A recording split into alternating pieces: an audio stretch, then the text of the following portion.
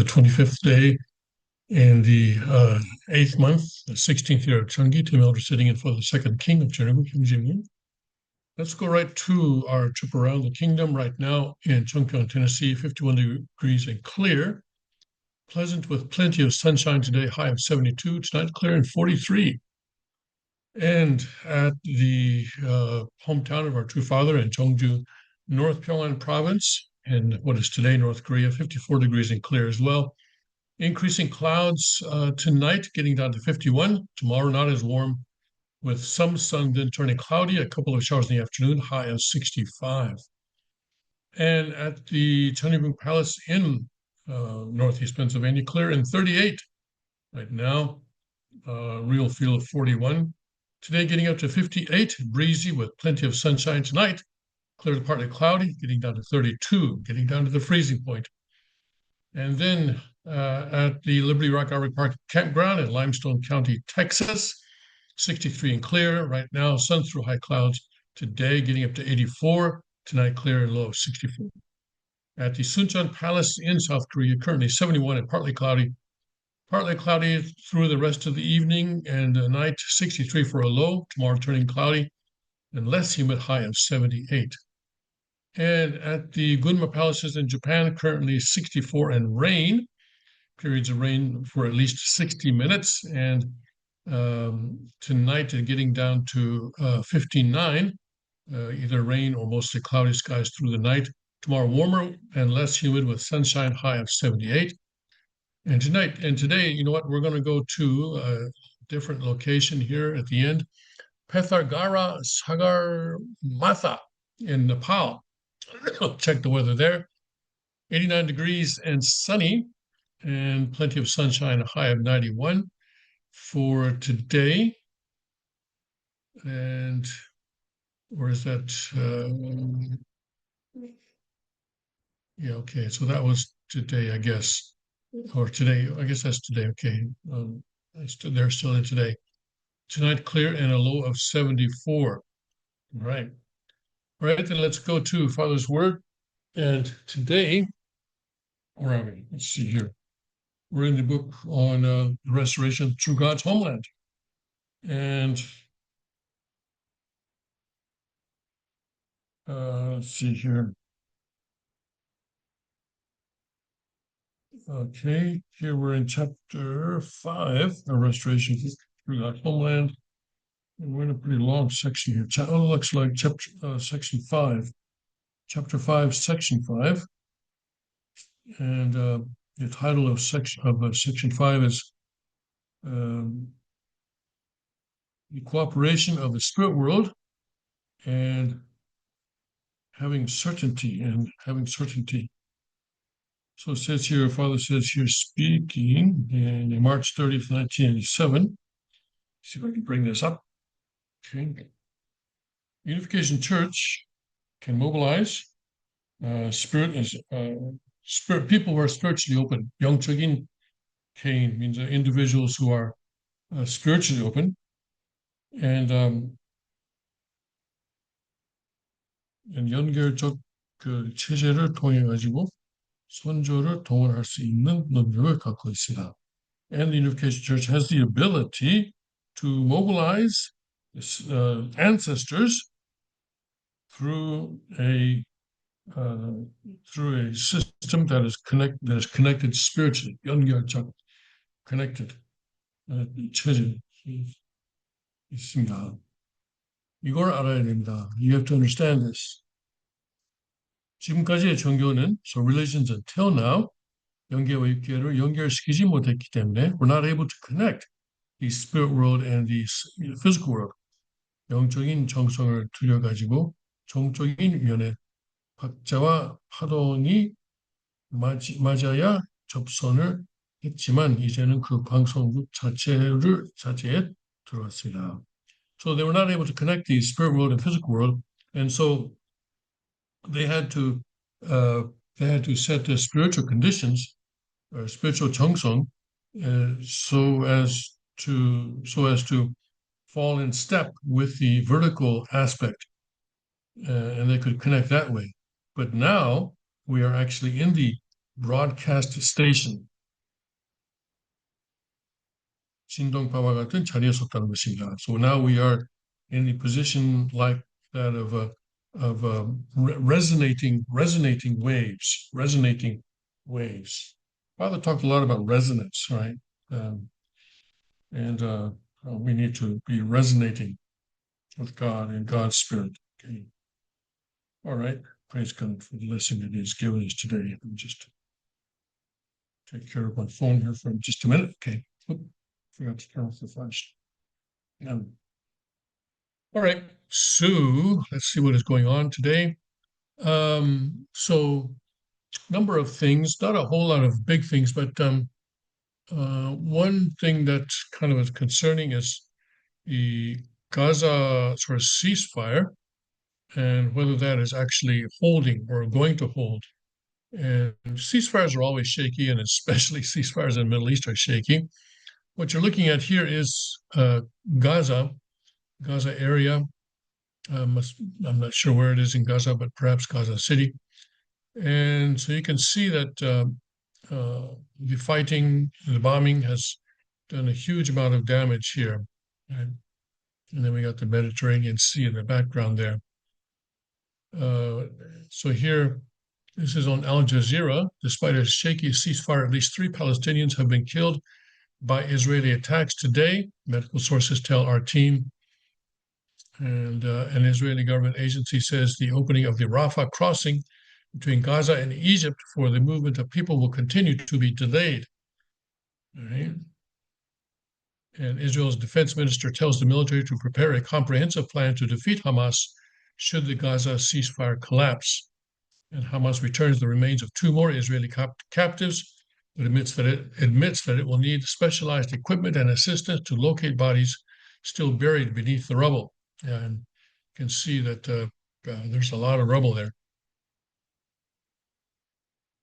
Israel's war on Gaza has killed at least 67,938 people and wounded 170,169 since October 2023. Well, this is according to the Hamas health authorities, which does not distinguish between civilians and combatants, and also is motivated. They are motivated to actually sort of exaggerate these numbers so as to bring more international pressure down on Israel. A total of 1,139 people were killed in Israel during the October 7th, 2023 attacks, and about 200 were taken captive. So you can see Al Jazeera is trying to sort of show a balance. Look, one side only killed 1,139 and took 200 captive, whereas your side has killed 67,000. That kind of a situation, right? But I think the October 7th event did not just occur in a vacuum, but there was a lot that was leading up to that as well. So I think what Al Jazeera is trying to do here is a little bit disingenuous. All right, here and now at 1100 GMT, so that was just a couple of minutes ago. I think, yeah, that would be just a few minutes ago. Our correspondent on the ground reports that the remains of about 30 Palestinians who were held in Israeli custody were transported to Gaza by the International Committee on the Red Cross.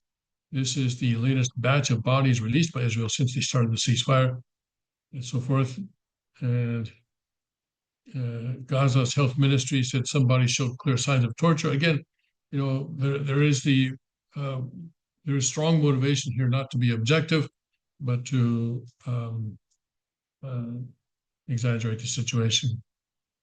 And Netanyahu says fight is not over yet. Israel is determined to return captives, and so determined to secure the return of the bodies of captives that have not yet been returned. We are determined to secure the return of all hostages, Netanyahu said at the state ceremony at the Jerusalem's Mount Herzl military cemetery. The fight is not over yet. But one thing is clear, whoever lays a hand on us knows they will pay a heavy price. We are determined to win a victory that will shape our surroundings for many years, he added. And this has been Israel's policy since the beginning. If you kill one of ours, we will kill 10 or 100 of yours, this kind of thing. And well, Israel has survived. It has survived. And this person says Israel is acting as judge, jury, and executioner regarding Hamas's compliance with ceasefire. There's an internal dynamic that Israeli officials are aware of. The families of Israeli captives are frustrated. They are in agony about the delay in returning the bodies. But the mediators and Israeli officials knew all along it would take a long time, weeks, possibly months. As far back as January, long before the agreement was reached, the Israeli intelligence community knew that some bodies may not even be found, and they said that outright. So now there's an admission that equipment needs to go in and the rubble needs to be removed. 55 million tons of it are spread all across Gaza, and more than 10,000 Palestinians are feared missing under the rubble. So it is a mammoth task. Israel will apply the pressure, will speak to those fears, to the coalition partners who want to find an excuse to return to war. But pushing that button to resume bombing doesn't seem to be in Israel's hands at this point. At the moment, Israel is weaponizing food, medicine, water, and equipment needed for recovery once again. It is slashing the number of trucks that are allowed into Gaza. It is acting as judge, jury, and executioner regarding Hamas's compliance with the agreement, which doesn't stipulate a timeline, by the way, for the return of the bodies. In any case, the text of that agreement that Trump signed in Sharm el Sheikh says that all differences will be resolved by dialogue.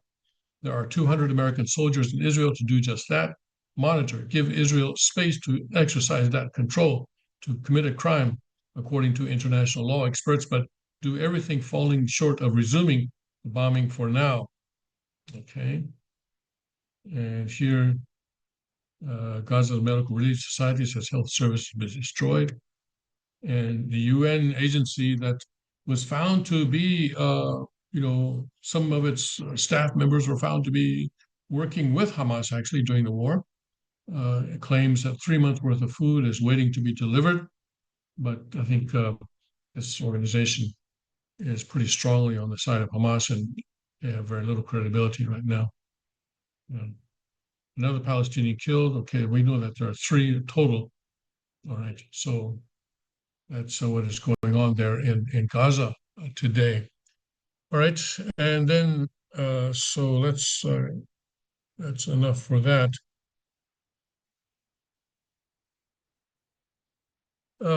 Let's see here. Let's just take care of this. Okay, kind of a small, at least for now, small. That's the conflict between Afghanistan and Pakistan. And as I mentioned, this would be a case where we could just say, hey, let's just sit back and let them kill each other. But problem is, Pakistan has nukes. And anytime you have a country that has nukes involved in a conflict, you got to start wondering, okay, so as a result of this, who's going to end up with those nukes? And Afghanistan right now, according to at least one fairly credible source that I read, wants to destabilize the government in Pakistan and create a sort of a Taliban type government there in Pakistan to sort of extend the Islamic Caliphate or to Pakistan, or at least major parts of it. Pakistan itself, of course, is a loose, relatively loose coalition of different areas. So its unity as a country could be challenged in some situations if Afghanistan wanted to focus on that. So we'll see what's happening. But anyway, right now they're entering a 48-hour truce after deadly border clashes. Okay, and here.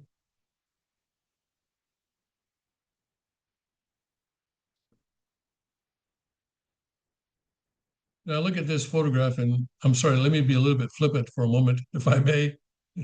Living in this part of the world, you don't seem to have a whole lot of wardrobe choices. Let's see, today shall I wear the pink one or the blue one? uh, or maybe this guy, all he has is pink. I don't know. Maybe all he has is blue. I like blue. He has I guess you call this a muffler. Anyway, living in that part of the world, it seems wardrobe choices are very limited. Anyway, all right, serious again. Okay. Let's see here. Pakistan and Afghanistan have implemented a ceasefire following the deadliest border clashes in years that killed dozens of people and led to evacuations on both sides. The 48-hour truce began Wednesday at 6 p.m. Islamabad time, 1300 GMT, which would be, let's see now, about 9 o'clock, I guess, 9 o'clock Wednesday morning. So it's already, we're Thursday morning there in the US now. So close to 24 hours now already, with each country claiming the other requested the pause in hostilities. Pakistan confirmed the ceasefire duration, stating during this period, both sides will sincerely strive to find a positive solution to this complex but resolvable issue through constructive dialogue. And I'm not really sure what the issue is. What are they fighting over? Okay.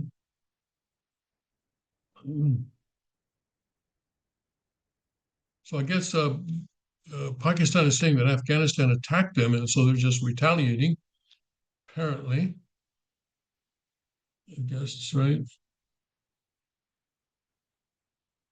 Earlier on Wednesday, Pakistan's military reported that Afghan Taliban fighters assaulted two major border posts in the southwest and northwest, and it claimed both attacks were successfully repelled, with approximately 20 Taliban fighters killed. Right, and unfortunately, the attack was orchestrated through divided villages in the area, with no regard for the civil population. Divided villages. The Pakistani military said it reported about 30 additional casualties from overnight clashes along Pakistan's northwestern border. The Taliban countered that 15 civilians died and dozens were wounded, with 2 to 3 of its fighters also killed. All right. So, Taliban says it launched its offensive in retaliation for airstrikes carried out by the Pakistani army on Kabul. Right. So the Pakistani Air Force, it looks like, actually bombed the capital of Afghanistan. I'm not really clear what started this, but the source that I was referring to, though, says that this was Afghanistan is the aggressor here, and they've been trying to destabilize the Pakistan government and try to sort of bring in a situation of Islamic rule. We'll see how this develops, but most of all, we need to pay attention to what's going to happen with the nuclear weapons that Pakistan has. All righty, let's take a look at this. We have a couple of things on China today, but I want to take care of some other things first. Okay. And here, Trump says that he has authorized some CIA operations in Venezuela, meaning I guess that until now they've been doing it without authorization. U.S. president has authorized CIA actions and military strikes, citing international drug trafficking linked to Venezuela. Normally, when you authorize the CIA, you kind of want to keep it secret. I mean, you don't want the other guys to know you're coming. But I guess this is meant as a warning to Venezuela to stop sending these drugs to America. He confirmed he has authorized covert CIA operations in Venezuela. The decision would expand U.S. assets deployed to Venezuela, placing added pressure on the regime of Venezuelan leader Nicolas Maduro. The development is the latest in a series of events amid growing tensions between the United States and Venezuela, including U.S. tariffs on countries that buy Venezuelan oil and strikes on boats off the waters of Venezuela, which the Trump administration said were trafficking drugs. Well, wait a second here. Which U.S.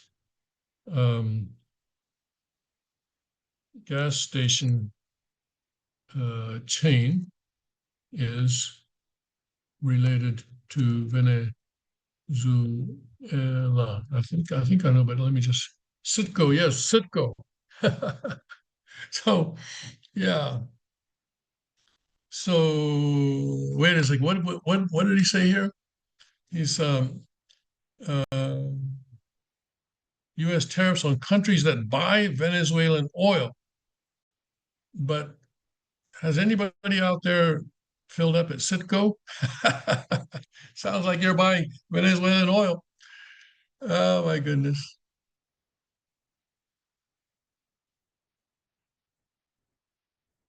The U.S. gas station chain related to Venezuela is Citgo. Citgo is a wholly owned subsidiary of Venezuela's state-owned oil company, Petroleos de Venezuela SA, and operates a network of gas stations across the United States. Did you know that? uh,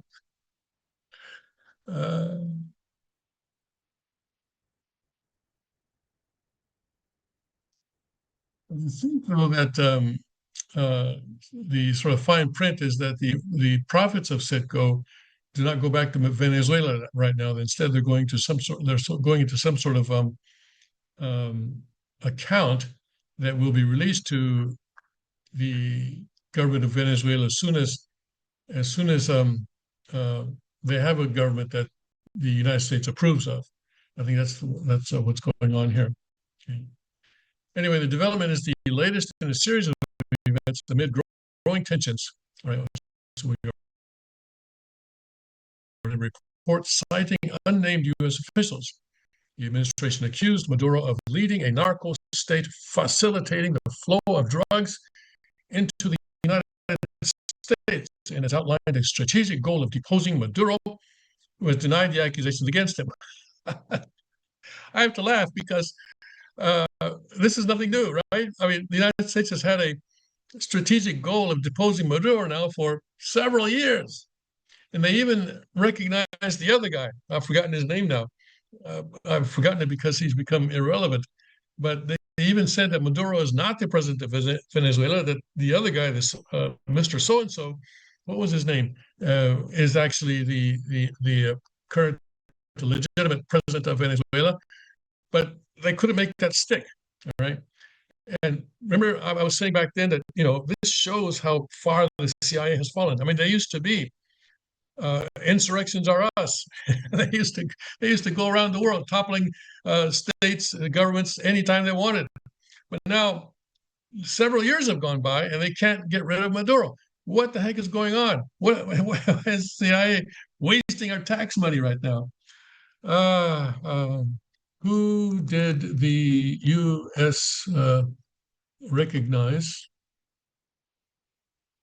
as president of Venezuela? Okay.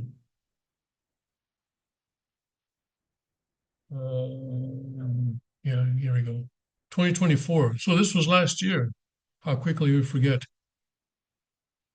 Right? This was last year, and his name was Maduro's opponent. Apparently, that's his name. Oh, here we go. Edmundo Gonzalez. That's his name. In 5 minutes, I'll forget it again. Uh, so whatever happened to this guy? You know, they even, I think, had him at the White House, and they sort of lifted him up as the true winner and everything like that. And now they say, "Oh, by the way, let's see about getting rid of Maduro." If you couldn't do it already, what makes you think you can do it now? Okay. Boy. Trump said he authorized the operations for two reasons: criminals and drug trafficking. They have emptied their presence into the United States of America. They came in through the border. They came in because we had an open border, he told reporters in the Oval Office. He accused the Maduro government of releasing criminals from their prisons with the goal of getting them into the United States. The United States has already placed pressure on Maduro via economic sanctions, diplomatic isolation, as well as legal actions. And the State Department in August 2025 doubled to 50 million as reward for information leading to Maduro's arrest and conviction on drug trafficking charges. Oh boy. I don't know if that's going to do anything. Right. So what happened to Edmundo Gonzalez?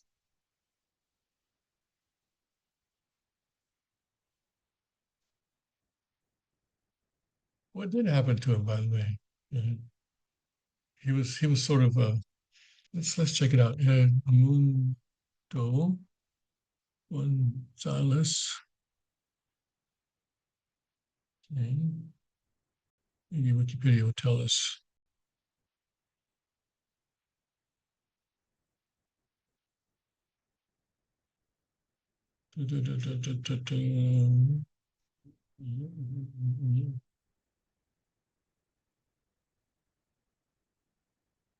He was awarded the Sakharov Prize. Okay, so he picked up a prize last December.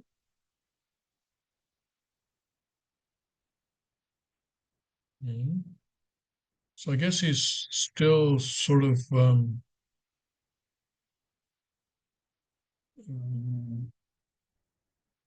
officially.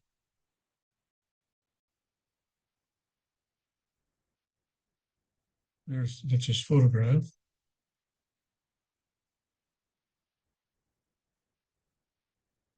So I don't know what he's doing right now. Diplomat, politician.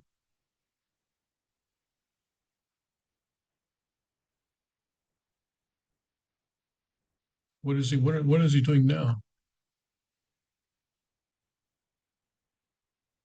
What happened? Hmm.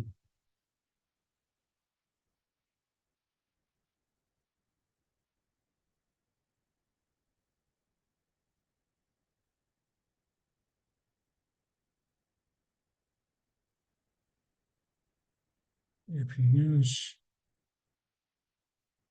vows to continue to fight, all right,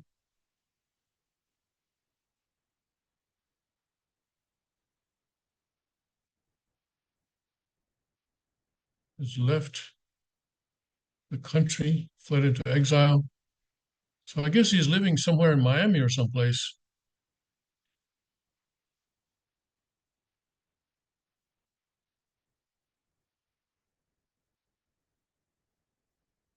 Mm.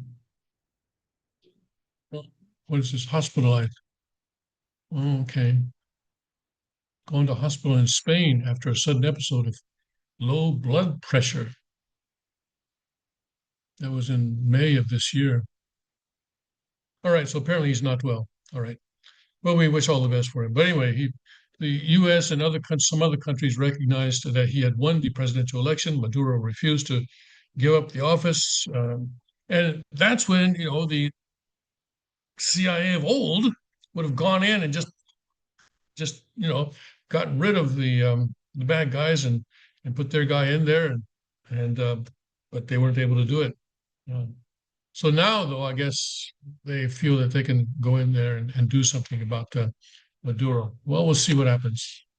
We'll see whether the CIA of old is back. Okay.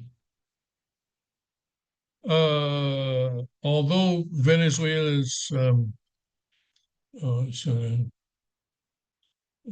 regime change, in an effort to effect a regime change in pursuit of oil resources, our permanent mission to the UN will raise this complaint with the Security Council and Secretary General tomorrow, demanding accountability from the U.S. government. The Venezuelan government said. And although its economy remains brittle due to U.S. sanctions, as its GDP has fallen by three quarters between 2014 and 21, Maduro has maintained his grip on power by manipulating elections and suppressing dissent, and also by collecting, a lot of money, dollars that is, not just the bolivars. He doesn't want any of those bolivars, which are worth absolutely nothing now, but he keeps the dollars flowing into him. And so, people talk about, oh, cryptocurrency being used as is being used as a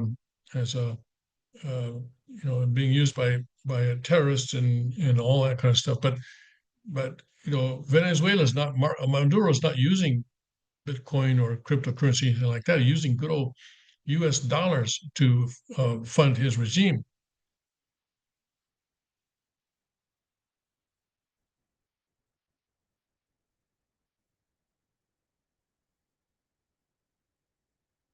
Okay. So anyway, the Nobel Committee in Norway awarded the Peace Prize to Machado, Marina Corina Machado, for her tireless work promoting democratic rights for the people of Venezuela. All right. And she said, well, Trump actually deserved it, which kind of, yeah, it's a pretty generous on her part. Yes. All right, let's see here. So we'll see what happens in Venezuela. And then, all right, let's go now to the China situation. And on this story, unfortunately, I only have the headline because they want me to pay money to read the actual story. And I don't think it's worth it. But just the headline is China's Ministry of Commerce vows to fight to the end as hawks rise before fourth plenum. Right, this is the day before yesterday. And we had that story yesterday, I think, right? The analysis of the that was in the Epic Times about the hawks and the doves and how Xi Jinping and others are hawks and so forth. Um, okay, and this is written from Taipei. All right, and then we have another Epic Times story today. Um,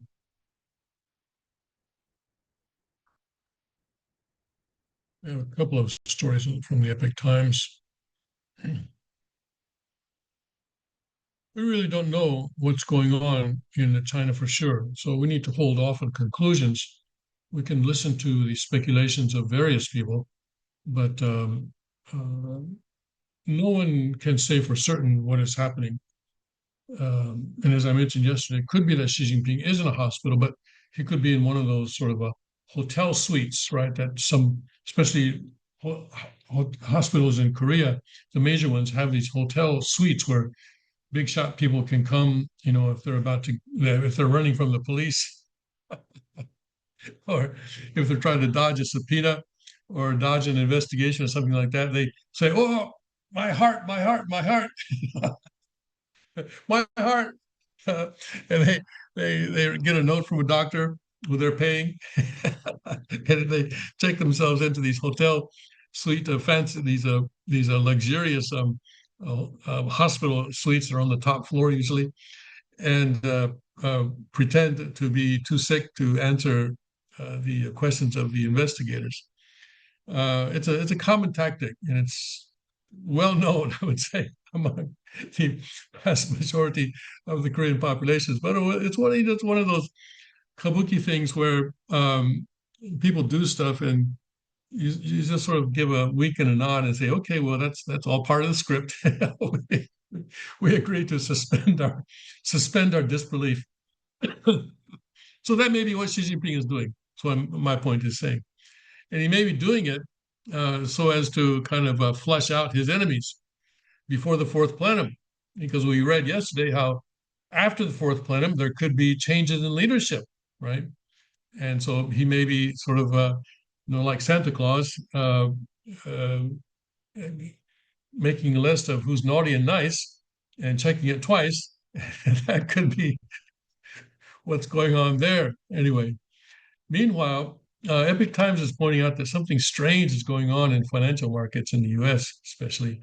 That is that stocks and gold are both sort of going up and making all-time highs. This doesn't usually happen, right? When stocks are up, then people are getting out of gold and getting cash so that they can buy stocks, which they expect to go up even further. Or if stocks are going down, then they get out of stocks and then they try to weather the storm by buying gold and sort of holding on to their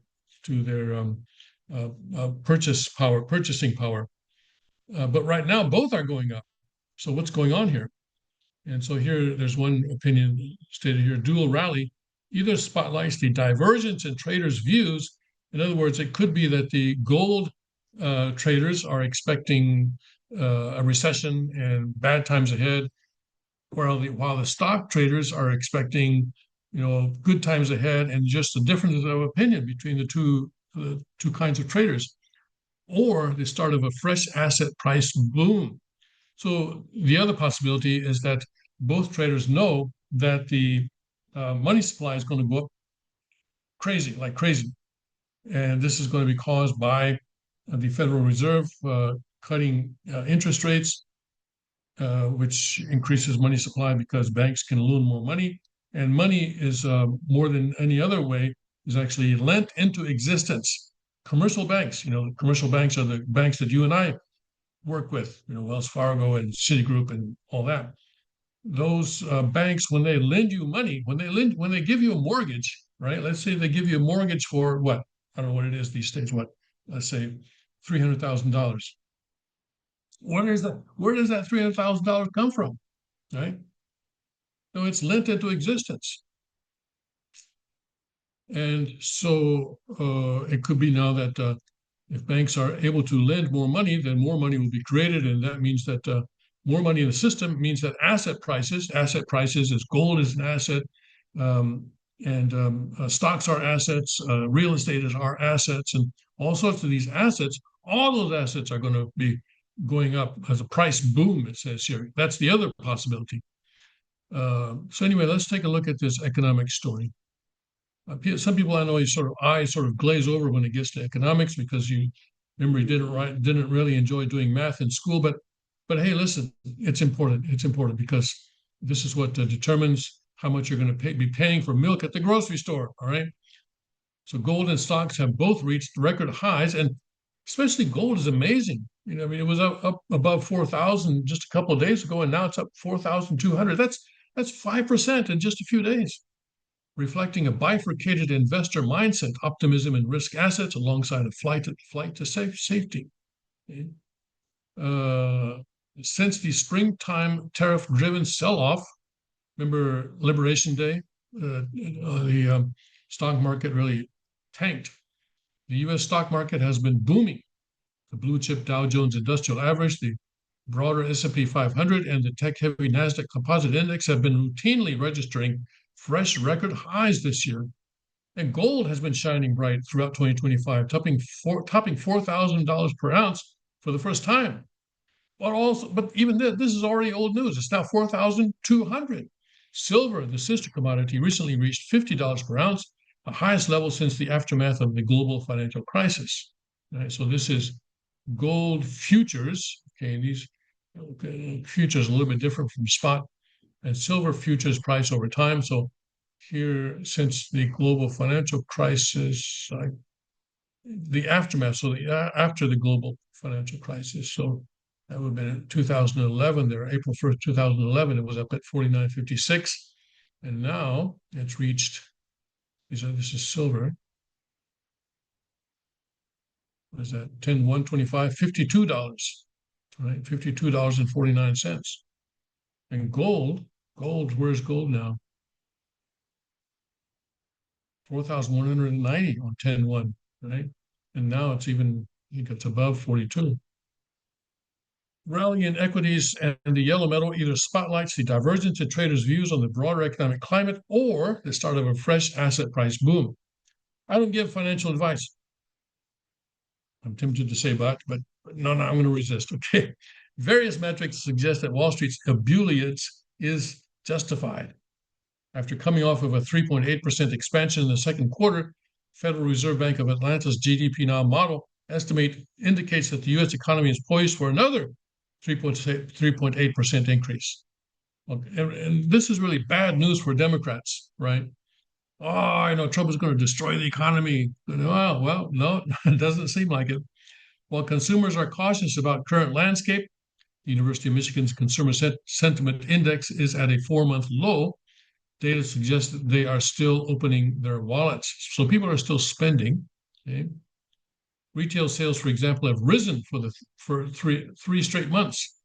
Retail sales, that's you and I going out and buying hamburgers and shirts and pants and socks and whatever else we buy, plane tickets, whatever. The August reading topped market expectations.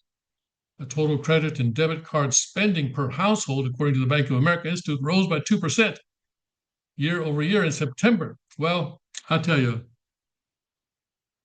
All right. Well, we have a debt-based economy, as I've been saying, and so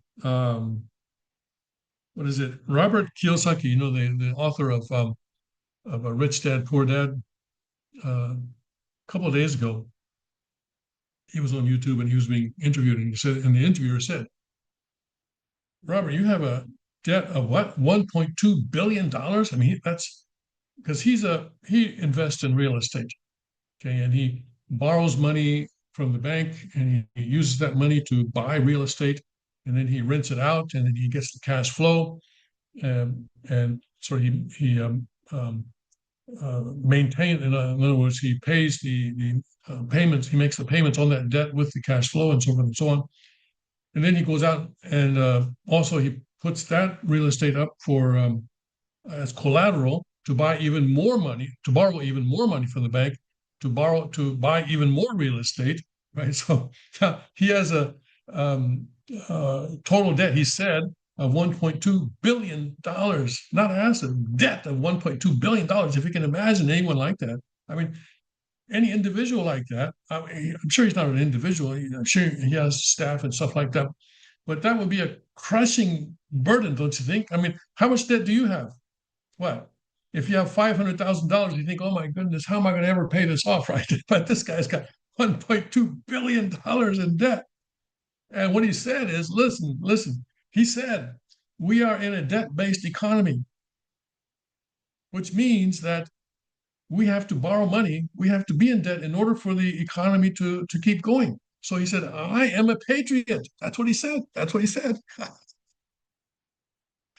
He said, I'm a patriot because I'm borrowing all this money. I don't know. I don't know. Somehow that doesn't really strike me as being good advice. But anyway, and I don't give financial advice. Robert Kiyosaki does, but I don't know. Uh, really? Let me just say that I am not taking Robert Kiyosaki's financial advice. I'll just put it at that. Okay.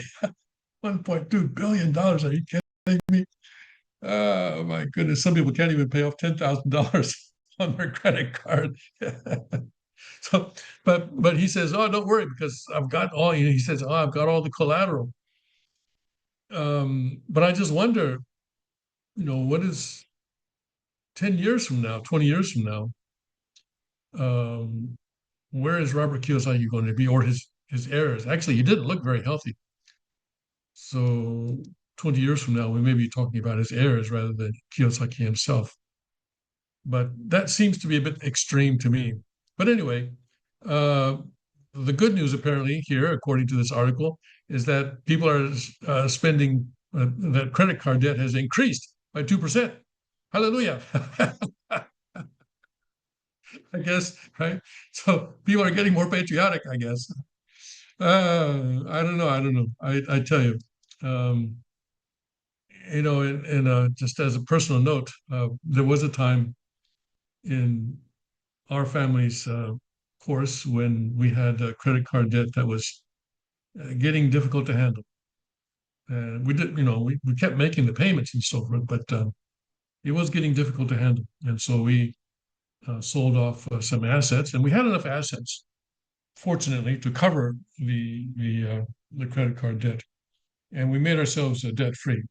And that gives you a lot of freedom, being debt free. It does. And Kiyosaki says, if you owe the bank $1 million, then you have a problem. But if you owe the bank $1.2 billion, then the bank has a problem. That's his favorite expression. But I don't. All right, he's able to justify it, but like I said, let's see where he is in 20 years. Okay. Oh my goodness, that guy. I feel like I don't know. I'm not too impressed with him. I feel like maybe he missed his calling as a used car salesman, but apparently not. He would not be able to have more than $1 billion in assets if he were a used car salesman, I suppose. Anyway, the main weakness that has captured the market's attention is the labor market. Because of the U.S. government shutdown, key economic metrics have not been released. However, data before the closure pointed to a rapid deterioration of employment conditions, prompting the Federal Reserve to implement a risk management interest rate cut in September.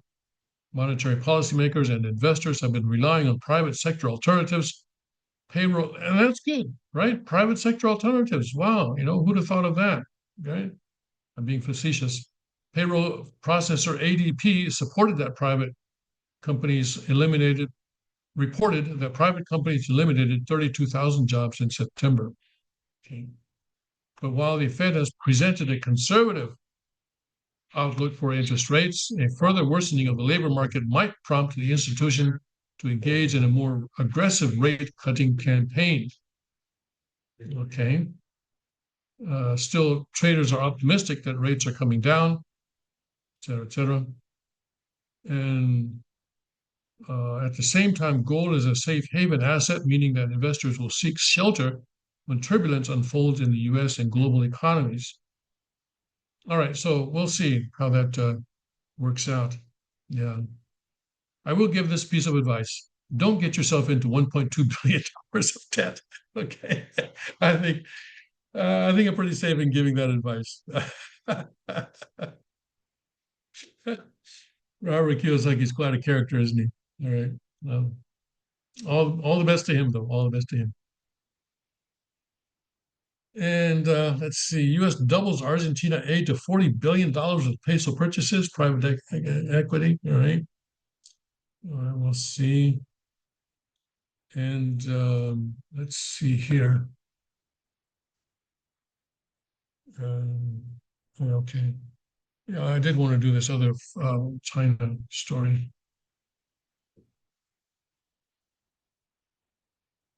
$1.2 billion. That's I don't know.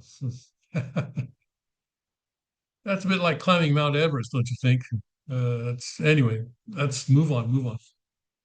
As Beijing tightens hold on Burma, fractures emerge. CCP has been backing airstrikes on civilians, environmentally destructive mining of heavy rare earth, and a lopsided election.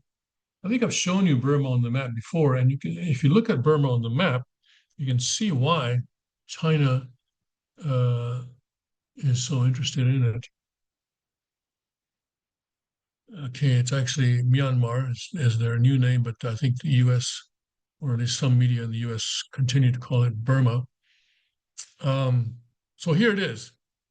So this is China, all right, and this is Burma, Myanmar, and this is Yangon and Mandalay, and this has a long coastline on the Indian Ocean, on the Bay of Bengal, which is part of the Indian Ocean. And right now, one of the disadvantages that China has to the United States is that the US has the Pacific on one side, it's got the Atlantic on the other side, it's got the Gulf of Mexico down below. US has a lot of uh, freedom of movement on the oceans, and there's no one that is blocking the US Navy from going out into the Atlantic or going out into the Pacific. But China right now just has the sort of the Pacific, but then we have what's called the island chain. That's the chain that goes, Japan and the Okinawan Islands, and then Taiwan, and down this way to Manila. So for China to go out into the Pacific, it has to go past these islands that are mostly U.S. allies. Manila, Taiwan. Taiwan is not really an ally, but friendly towards the U.S. and of course, Japan. So China's kind of trapped in that way. But here, if they can get into the Indian Ocean, right? If they can get total control of Myanmar or Burma, and get into the Indian Ocean, they're free and clear. There's nothing to stop them. I think there may be some islands here, but and not only that, but they have a long-standing disputes going on with India over the border up here in the Himalayas, and this will make it much easier than for them to use their navy in that dispute with India. So they've been trying for a long time now to get control of Burma or Myanmar. All right. So anyway, that explains the geopolitical situation, and uh, so here, when the Chinese Communist Party invited 24 global heads of state to Tianjin, China, ahead of its massive war anniversary parade last month, it seemed to elevate the role of one military dictator. Min Aung Hlaing, leader of the military regime in Burma, also known as Myanmar, had been snubbed by CCP leadership when he sought a meeting a few years ago. But once anti-China officer was granted But the once anti-China officer was granted a bilateral meeting with CCP leader Xi Jinping this time around, with Xi promising to block his bid to join back his bid to join the Shanghai Cooperative Association organization. Of course, that is the organization that China has created to kind of counter the G7 organization that the U.S. leads. Today, the CCP appears firmly behind the junta in Burma, even as it continues in many ways to direct and fund various groups that oppose it. So China is playing both sides. But as the CCP solidifies its position in Burma, it is dictating terms that may be too much for some of these groups to accept. And reported interest from the United States in the vast critical minerals supply in Burma may further complicate matters. The CCP has immense investments in Burma, not the least being a corridor that would allow China direct access to the Indian Ocean and give it a strategic advantage amid heightening geopolitical tensions. To protect these investments, the CCP has influenced events in Burma in ways that have exacerbated the suffering of civilians in the war-torn nation. And this is true, and former colonies, Burma was a British colony, and former colonial nations really have a trouble of controlling their own resources. That's the case with Africa, of course, and many countries experience that kind of situation.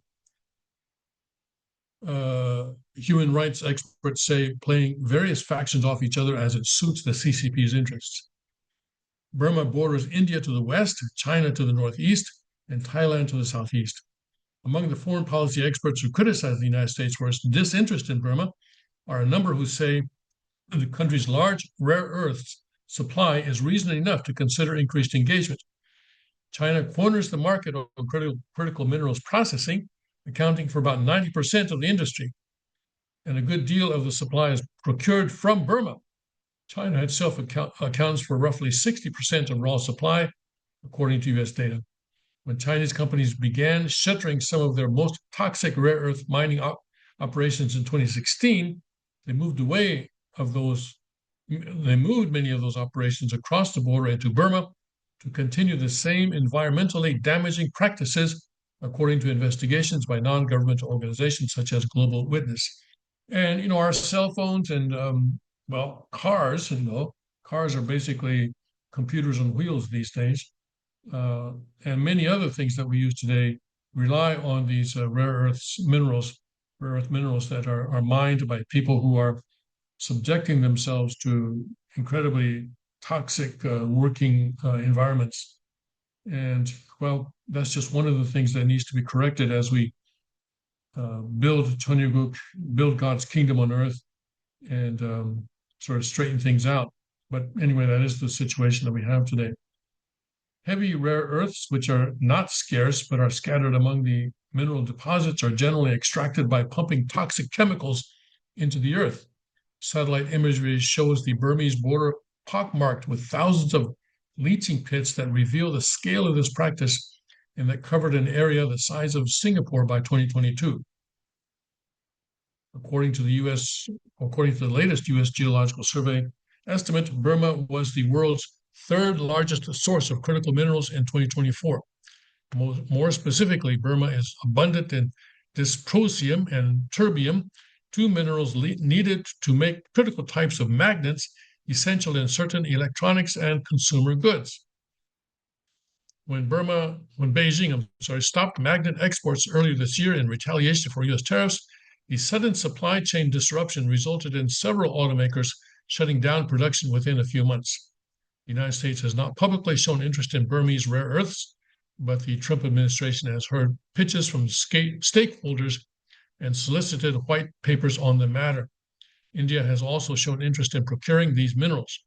Foreign interest in this supply would encroach on the interests of the Chinese regime, which does not fully control the relevant territories.